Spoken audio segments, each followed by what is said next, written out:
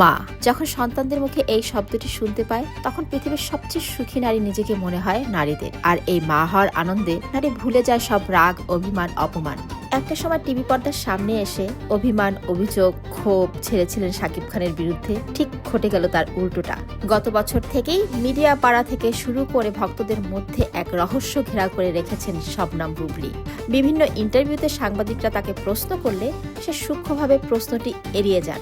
কথাটি সে অস্বীকারও করেননি এবং সাংবাদিকদের প্রশ্নের জবাবে সে সঠিক উত্তরও দেননি। তবে এবার সব জল্পনা কল্পনা এড়িয়ে বুবলী তার ভেরিফাইড পেজে একটি স্ট্যাটাস এবং কার্ড শেয়ার করেছেন, যেখানে সকলের দোয়া চেয়ে সে লিখেছেন সে একটি কন্যা সন্তান জন্ম দিয়েছেন। কার্ডটিতে লেখা আছে তার মেয়ের নাম শার্লিন খান, জন্ম 11 মে 2026 এবং বাবা মা হিসেবে শাকিব খান এবং বুবলীর নাম রয়েছে।